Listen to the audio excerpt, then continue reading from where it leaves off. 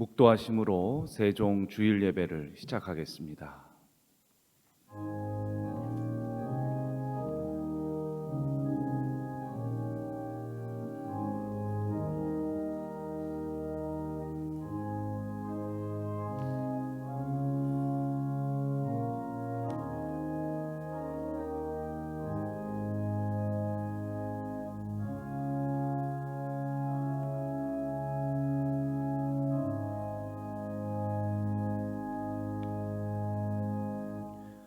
찬송가 10장 다 함께 부르시겠습니다.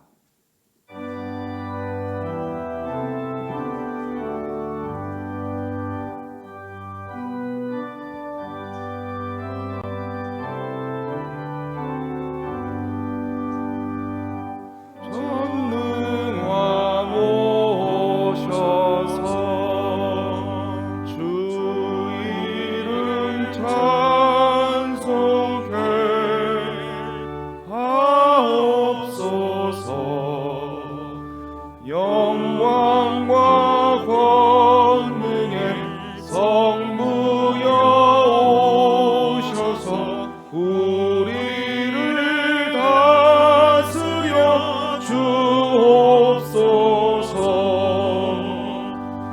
강생한 성자여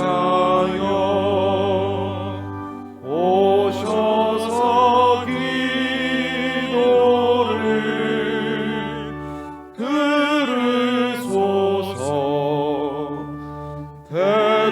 택하신 백성들 복내려 주시고 거룩한 마음을 주옵소서.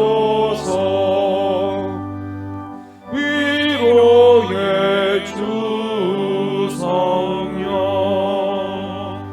오셔서 큰 증거 주옵소서. 전능한 주시여 각 사람 마음에서 떠나지 마시고 계십소서.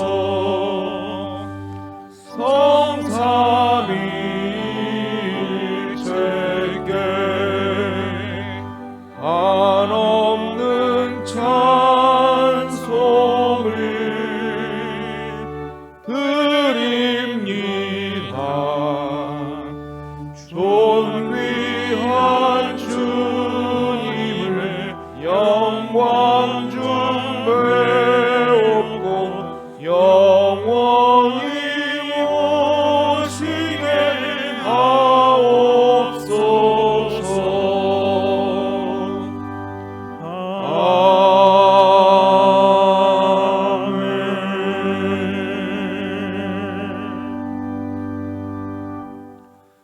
성시교독 교독문 68번 하시겠습니다. 외치는 자의 소리여 이르되 너희는 광야에서 여호와의 길을 예비하라. 사막에서 우리 하나님의 대로를 평탄케 하라. 골짜기마다 도두어지며 산마다 언덕마다 낮아지며 고르지 아니한 곳이 평탄하게 되며 험한 곳이 평지가 될 것이요 여호와의 영광이 나타나고 모든 육체가 그것을 함께 보리라. 이는 여호와의 입이 말씀하셨느니라. 말하는 자의 소리여 이르되 외치라 대답하되 내가 무엇이라 외치리이까 하니 이르되 모든 육체는 풀이요 그의 모든 아름다움은 들의 꽃과 같으니 풀은 마르고 꽃이 시듬은 여호와의 기운이 그 위에 붐이라. 이 백성은 실로 풀이로다. 풀은 마르고 꽃은 시드나 우리 하나님의 말씀은 영원히 서리라 하라. 아멘. 아멘. 사도신경으로 신앙 고백하시겠습니다. 전능하사 천지를 만드신 하나님 아버지를 내가 믿사오며 그 외아들 우리 주 예수 그리스도를 믿사오니 이는 성령으로 잉태하사 동정녀 마리아에게 나시고 본디오 빌라도에게 고난을 받으사 십자가에 못 박혀 죽으시고 장사한 지 사흘 만에 죽은 자 가운데서 다시 살아나시며 하늘에 오르사 전능하신 하나님 우편에 앉아 계시다가 저리로서 산자와 죽은 자를 심판하러 오시리라. 성령을 믿사오며 거룩한 공회와 성도가 서로 교통하는 것과 죄를 사하여 주시는 것과 몸이 다시 사는 것과 영원히 사는 것을 믿사옵나이다. 아멘. 이종길 대표님께서 기도해 주시겠습니다.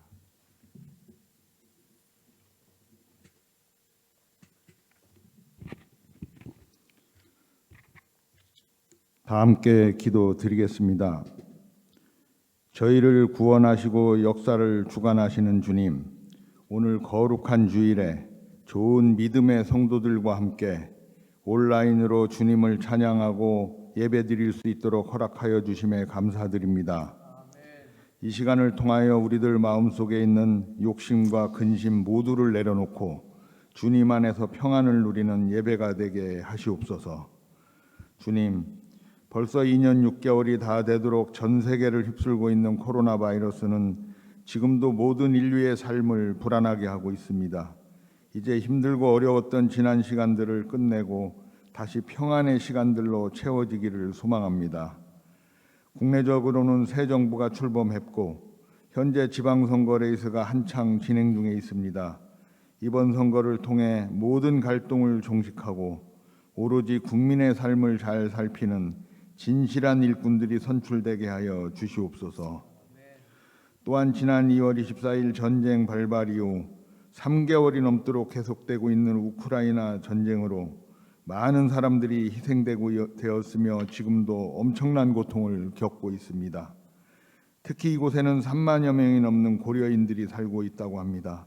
이들의 조상들은 150여 년 전에 조국을 떠나 러시아에 정착한 이후 소수민족 억압과 이주 정책으로 이곳으로 밀려나 가존 고생 끝에 오늘의 생활 터전을 닦아왔습니다.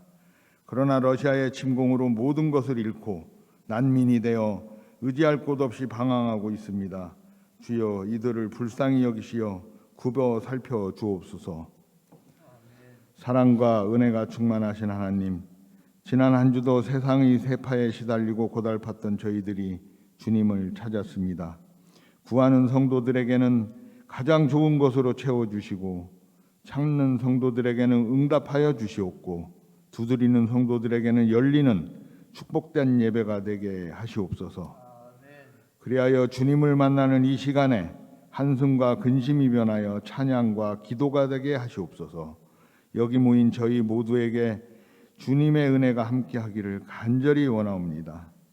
언제나 저희들에게 힘이 되어 주시는 주님, 우리 세종재단에는 주님의 성전인 이곳 애지연을 비롯하여 여러 학교와 사업체들이 있습니다.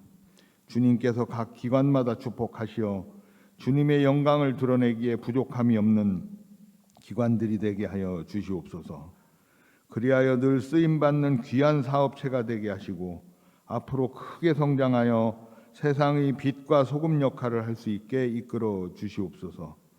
예배를 드리는 이 시간에 모든 세종재단의 구성원들이 주님의 살아계신 말씀의 능력을 체험할 수 있도록 축복해 주셔서 말씀을 의지하며 지혜를 모아 모든 난관들을 이겨낼 수 있는 한 주가 되게 하여 주시옵소서.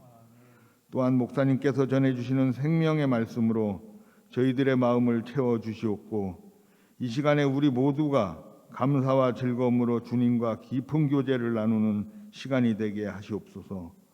오늘도 이 예배를 위해 수고하는 손길들을 보듬어 주시옵소서. 성심을 다해 찬송을 올리는 하늘연 성가대에 주님께서 함께하시어 그들의 찬양으로 모든 성도들이 힘을 얻게 하시옵소서. 오늘 예배 가운데 역사하실 하나님을 기대하며 이 모든 말씀을 살아계신 예수님의 이름으로 기도드리옵나이다. 아멘. 김현숙 교수님께서 성경 봉독해 주시겠습니다. 오늘의 말씀은 마가복음 4장 30절에서 32절, 마태복음 13장 31절에서 32절 말씀입니다. 봉독하도록 하겠습니다. 또 이르시되 우리가 하나님의 나라를 어떻게 비유하며 또 무슨 비유로 나타낼까? 겨자씨 한 알과 같으니 땅에 심길 때에는 땅 위의 모든 씨보다 작은 것이로되 심긴 후에는 자라서 모든 풀보다 커지며 큰 가지를 내나니 공중의 새들이 그 그늘에 깃들일 만큼 되느니라. 또 비유를 들어 이르시되 천국은 마치 사람이 자기 밭에 갖다 심은 겨자씨 한 알 같으니 이는 모든 씨보다 작은 것이로되 자란 후에는 풀보다 커서 나무가 되매 공중의 새들이 와서 그 가지에 깃들이느니라. 생명의 말씀입니다. 아멘. 하늘 연성가대의 특별 찬양이 있겠습니다.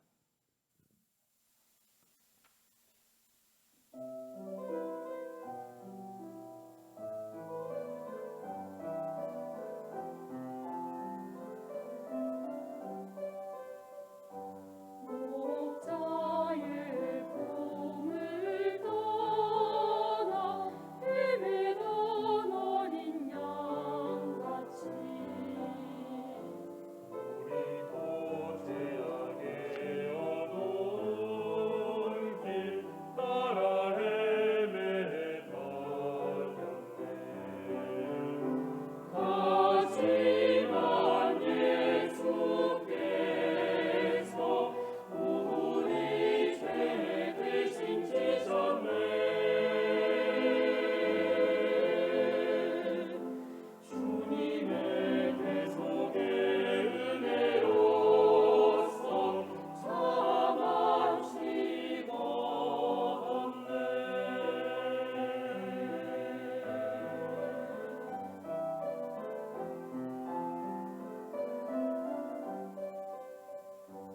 은혜의 만찬에다 나와 하늘 동 나누세. 감사의 마음으로 만찬에 참여하세. 예수께서 오셔서 우리 죄 대신 지셨네. 우리 죄 주님의 대속 은혜로서 자만씩 얻었네.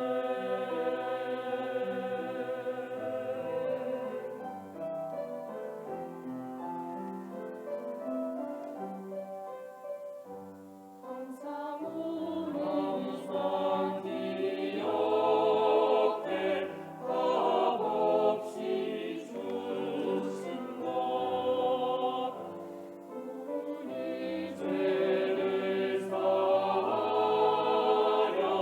주님이 희생했네. 예수께서 오셔서 우리 죄 대신 지셨네. 우리 죄 주님의 대속 은혜로서 자만씩 얻었네.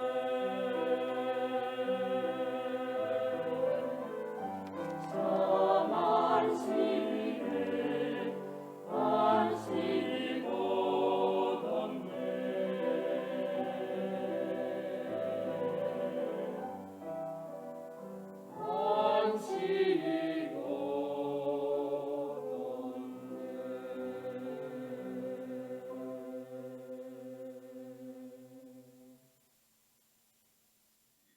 이호선 목사님께서 겨자씨 한 알은 작은 것이로되라는 제목으로 설교해 주시겠습니다.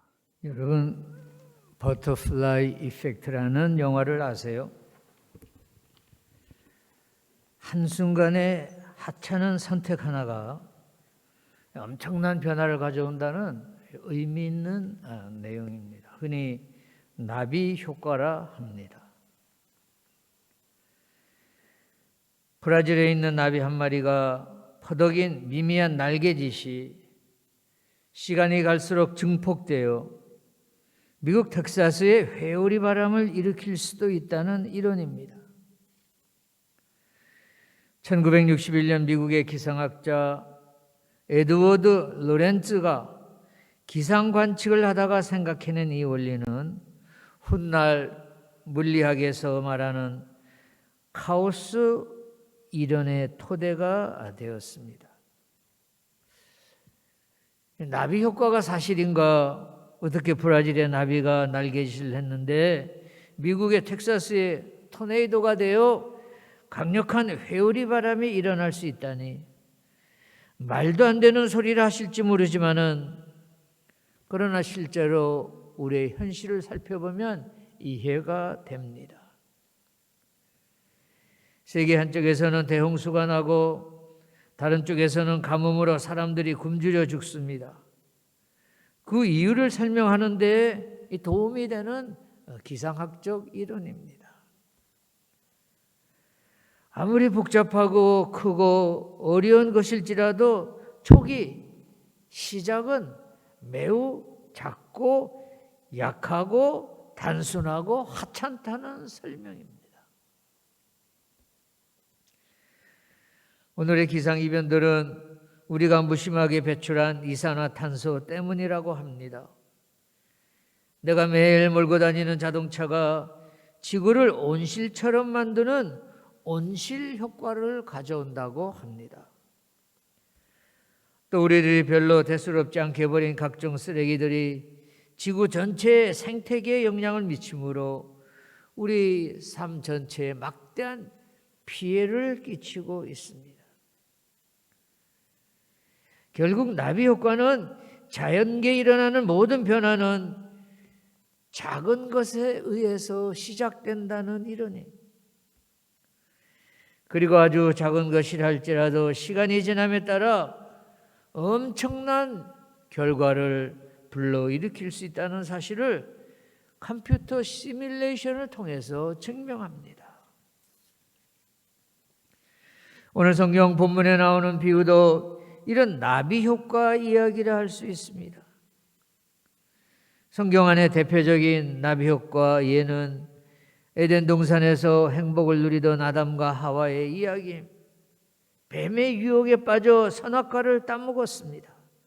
한순간에 하나의 실수였다고 할 수 있지만 이 실수가 자신들은 물론 후손 대대를 지나면서 오늘에 이르기까지 온 인류의 원죄라는 표현할 수 없는 그런 비극을 가져왔습니다.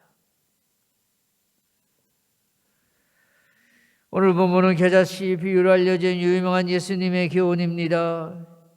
이해하기 어려운 천국을 비유를 통해 간접적으로 쉽게 설명하시고자 해서 겨자씨를 이용하셨습니다. 마태복음 4장 17절에서 이때부터 예수께서 전파하여 이르시되 회개하라 천국이 가까이 왔느니라 하시니라. The kingdom of heaven is near. 예수님께서 공생애를 시작하시면서 천국에 대해서 가장 먼저 외치신 것은 매우 중요한 의미가 있습니다. 20대 윤석열 대통령도 취임하자마자 부동산 정책을 비롯한 여러 정책들을 가장 먼저 발표하여 널리 알렸습니다. 다음 주에 열리는 지방선거도 마찬가지입니다. 누구든지 선출직을 시작하는 사람은 앞으로 자신이 펼쳐나갈 포부나 계획들을 발표합니다. 예수님께도 이 땅에 오셔서 가장 먼저 천국에 대한 포부와 비전을 언급하셨습니다. 그 외에도 천국에 대한 메시지를 지속적으로 강조하셨습니다. 누가복음 9장 1, 2절을 보면 예수님께서 12제자를 불러 모으사 모든 귀신을 제어하며 병을 고치는 능력과 권위를 주시고 하나님의 나라를 전파하라 하셨습니다. 제자들을 파송하실 때에도 하나님 나라에 대해 전파하도록 부탁하셨습니다. 또 십자가에 달려 돌아가셨다가 3일 만에 부활하신 후 40일 동안 세상에 계실 때에도 천국에 대한 메시지를 말씀하셨습니다. 사도행전 1장 3절을 읽겠습니다. 그가 고난받으신 이후에 또한 그들에게 확실한 많은 증거로 친히 살아계심을 나타내사 40일 동안 그들에게 보이시며 하나님 나라의 일을 말씀하시니라. 영어로 speak about the kingdom of God 하였습니다. 이처럼 승천하시기 직전까지 예수님께서는 기회가 있을 때마다 지속적으로 the kingdom of God, the heaven에 관하여 언급하셨습니다. 그런데 우리는 하나님 나라라는 용어를 잘못 이해하고 있습니다. 적지 않은 신앙인들이 천국이나 하나님 나라 하면은 장소적인 개념을 생각합니다. 성도들이 이 땅을 떠나면 들어가게 되는 새하늘과 새 땅, 계시록 21장에서 말씀하고 있는 벽옥과 황금과 12보석 등으로 장식되어 있는 새 예루살렘을 생각합니다. 천국하면 다시는 사망도 없고 애통하는 것이나 곡하는 것이나 아픈 것이 다시 있지 아니하는 공간인 영원한 하늘나라를 생각합니다. 물론 신앙인이 이렇게 생각하는 것이 크게 틀린 생각은 아닙니다. 그러나 공간적인 개념으로만 하나님 나라를 알고 있다면 그것은 극히 일부분만을 알고 있는 것입니다. 성경에서 말씀하고 있는 하나님 나라의 개념은 장소적인 개념이 아니라 대부분 통치적인 개념입니다. 국가는 영토가 있어야 됩니다. 국민이 있어야 됩니다. 주권 행사되어야 합니다. 즉 영토, 국민, 주권 이 세 가지로 구성되어 있습니다. 영토와 국민이 있다 할지라도 주권이 없으면 국가라 할 수가 없습니다. 나라를 구성하는 데 있어서 나라를 다스릴 수 있는 주권, 즉 국가 권력이 매우 중요합니다.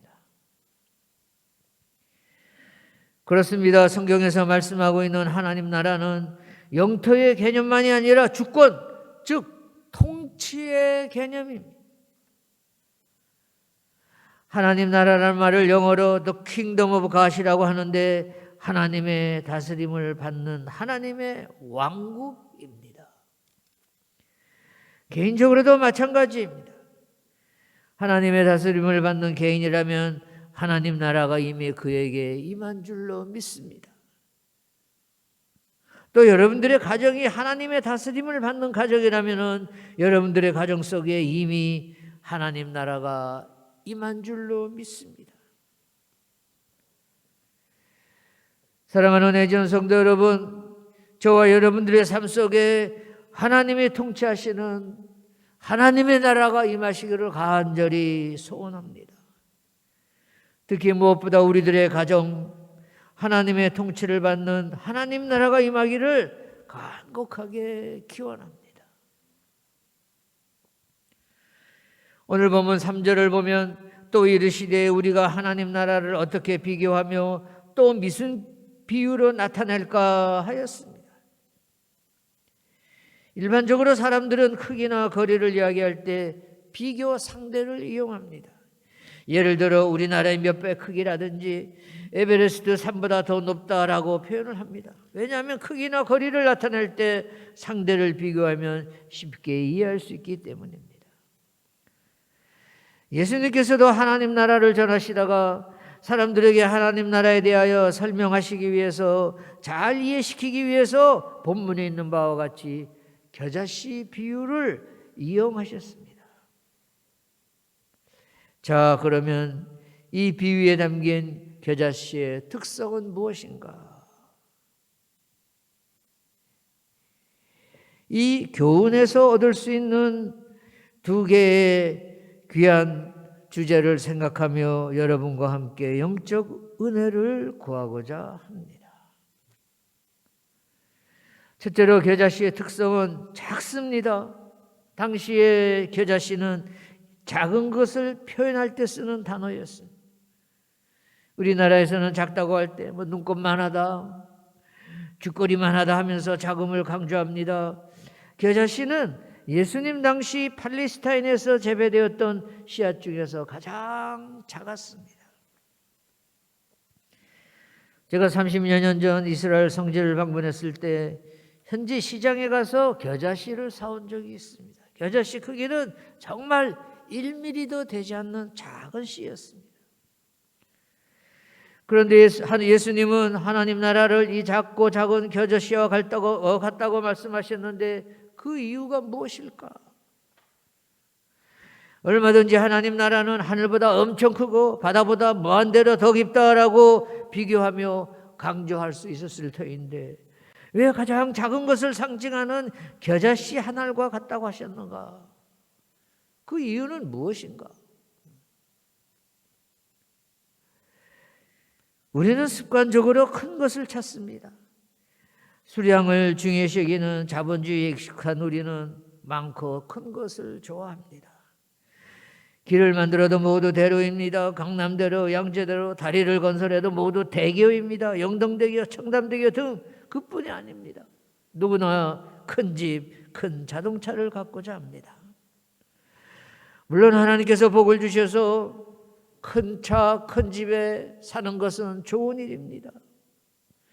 그러나 의식적으로나 무의식적으로나 큰 것을 좋아하다가 작은 것의 중요성을 망각하기 쉽습니다.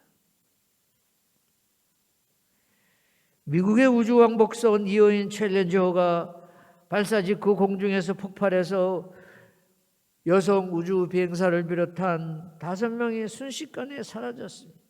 그 이유를 나중에 조사하는 결과에 의하면 연료 탱크에 5불짜리 고무 패킹 하나가 문제가 있었습니다.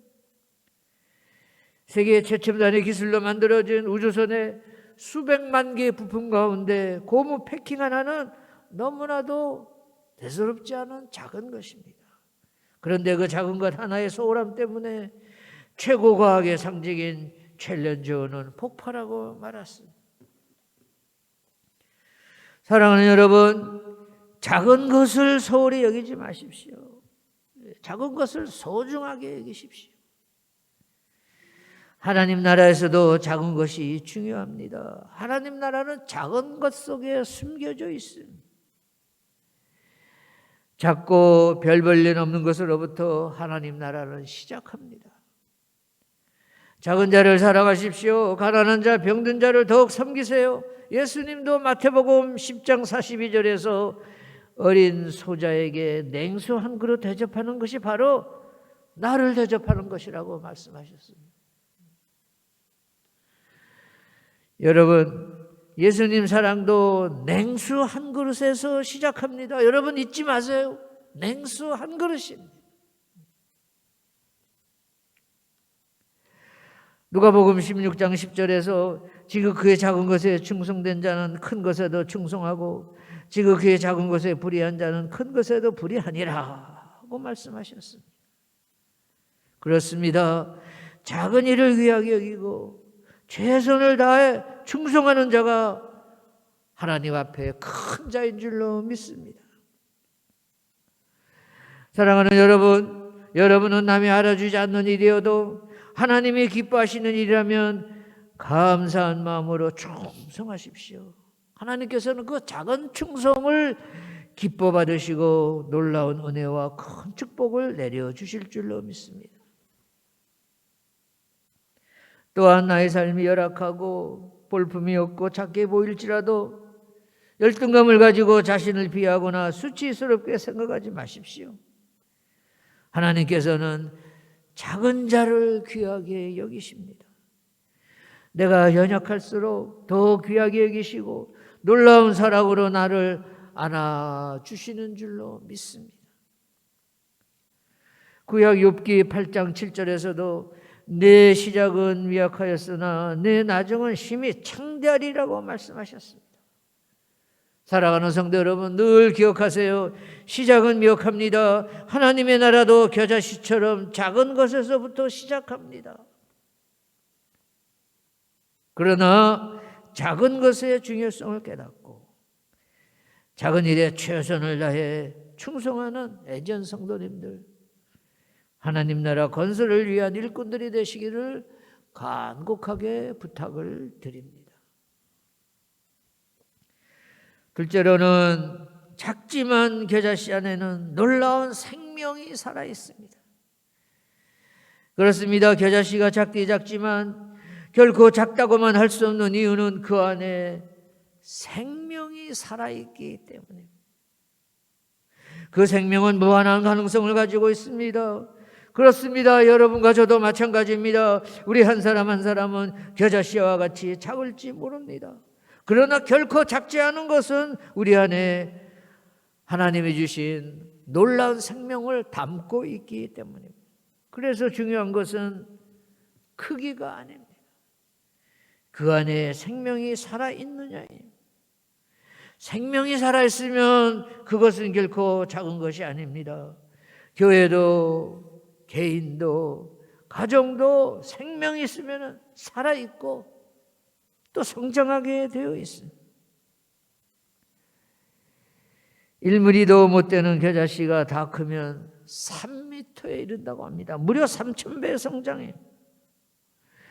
오늘 보면 마태복음 13장 32절에서 이는 모든 새보다 작은 것이로되 자란 후에는 나무늘보다 커서 나무가 되매 공중의 새들이 와서 그 가지에 깃들이 내리라 하였습니다. 작지만 생명을 가진 겨자씨는 자라서 성장한 후에는 엄청난 변화를 가져옵니다. 이처럼 하나님 나라는 보이지 않는 것 가운데서 서서히 성장하지만 그 본 모습을 드러냈을 때는 우리가 상상하지 못한 정말 감당할 수 없는 크기의 거목이 됩니다. 구약 에스겔서에서는 하나님 나라의 모습을 이렇게 표현합니다. 구약 에스겔서 17장 23절 읽습니다. 이스라엘 높은 산에 심으리니 그 가지가 무성하고 열매를 맺어서 아름다운 백향목을 이룰 것이요 각양새가 그 아래 깃들이며 그 가지 그늘에 거할지라 하였습니다. 겨자씨의 시작은 보이지 않을 정도로 작지만 그 마지막은 백향목과 같은 거목이 되었습니다. 제가 이런 일화를 읽었습니다. 알렉산더 대왕이 페르시아와 전쟁할 때입니다. 페르시아의 다리우스 황제가 알렉산더 왕 앞으로 참깨가 가득 들어있는 부대를 보냈습니다. 그 의미는 우리 군대의 숫자가 이렇게 많으니 승산이 없으니 싸우지 말고 항복하라는 그런 뜻이었습니다. 이에 대한 답례로 알렉산더 대왕은 참깨보다 더 작은 겨자씨 한 부대를 보냈습니다. 그 의미는 이러했습니다. 작다고 우리를 무서워하지 말라. 우리는 무섭고 놀라운 생명력을 가지고 있다. 싸움이 시작되었습니다. 페르시아의 다리우스 대왕은 20만 명이라는 많은 군대를 이끌고 침공했지만 전쟁의 결과는 알렉산더 군대에 4만 명을 당하지 못했습니다. 전력 규모로 보면 비교가 되지 않았지만 알렉산더와 그의 군대 안에는 강한 의지와 전략과 전투력이라는 생명력이 있었기 때문에. 그리고 나아가서 겨자씨는 자기만 성장하는 것이 아니라 자란 나무의 가지에는 새들이 깃들입니다. 이는 자란 나무가 베푸는 혜택을 말하고 있습니다. 큰 나무는 많은 열매를 맺을 뿐 아니라 새들이 가지에 깃들이고 나무 그늘 아래에서는 사람들이 쉽니다. 사랑하는 여러분, 우리 한 사람 한 사람이 이런 나무들이 되기를 바랍니다. 특히 우리 해전교회가 또 우리 세정선교회가 이런 나무가 되어야 합니다. 우리 캠퍼스와 지역사회와 나아가서 이 민족에게 복음을 전하고 혜택을 베풀 수 있기를 바랍니다. 예수님께서는 이러한 목적으로 우리 한 사람 한 사람을 애전으로 또 세종선교회로 부르시고 세워주신 줄로 믿습니다. 오늘 설교를 요약 정리합니다. 우리 한 사람 한 사람을 볼 때 정말 부족한 사람들이에요. 그러나 하나님의 역사는 미련하고 약하고 천하게 보이고 멸시받고 없는 자들을 택하여 지혜 있고 강하고 있는 자들을 부끄럽게 하시는 역사예요. 나사렛의 보잘것없는 존재들을 통하여 2000년의 인류 역사를 변화시킨 것처럼 하나님께서는 오늘도 저와 여러분을 통하여 큰 역사를 이루시고자 원하십니다. 사랑하는 여러분, 우리 한 사람 한 사람은 작지만 끝까지 믿음을 잘 지켜 하나님께서 뜻하신 위대한 인생의 주인공들이 되시기를 바랍니다. 하나님께서 우리를 생명력이 있는 큰 나무와 같은 존재로 만드실 것을 확신하시고 자신의 꿈과 소망을 이루어가시는 여러분들이 되시기를 바라면서 오늘 설교를 마치도록 하겠습니다. 다 함께 기도하시겠습니다. 살아계신 하나님, 오늘도 애지연 성도님들 비대면 주일 예배를 드리면서 어디에 계시든지 주님과 같이 동행하는 복되고 진실한 성도님들이 되게 하여 주시옵소서. 일터에서는 충성과 근면이 있게 하시고 모든 인간관계에서는 친절과 참사랑이 넘치게 하옵소서. 현실이 힘들고 복잡해도 만사에 감사하는 성도님들이 되게 하여 주시옵소서. 오직 하나님의 은혜 안에서 큰 것에만 매달리지 말고 작은 일들로부터 자신의 변화를 추구하도록 축복하여 주시옵소서. 작은 것으로부터 이웃과 교회가 사회가 달라지는 큰 역사를 일으키는 신앙인들이 되게 하여 주시옵소서. 아무리 작고 마음에 안 들어도 마지막에는 이 모든 것이 연합하여 선을 이루고 하나님께 큰 영광이 될 줄로 믿습니다. 이 모든 것을 우리 주 예수 그리스도의 이름으로 감사드리며 기도드렸습니다. 아멘. 감사합니다. 이 시간에는 이호선 목사님께서 환영 및 광고 말씀해 주시겠습니다.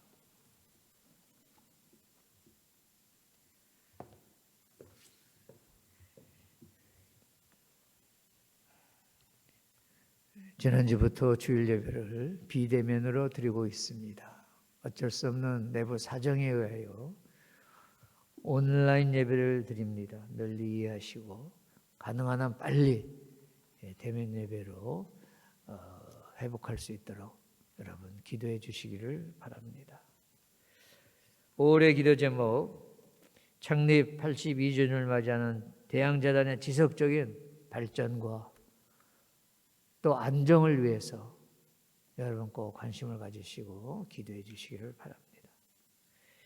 가정의 달을 맞아 허락하신 가정들이 사랑과 기쁨이 넘치는 작은 천국이 되게 하소서. 세 번째로는 우크라이나 전쟁에 하나님께서 개입하셔서 전쟁이 속히 종식되고 평화가 이루어지게 하소서. 이 세 개의 올해 기도 제목 꼭 기도하시고 어디에서나 기도하실 때 생각하시고 또 입술로 언급하시면서 기도하시기를 바랍니다. 이제 결단 찬송 545장 다 같이 부르시고 제가 축도하고 예배를 마치겠습니다.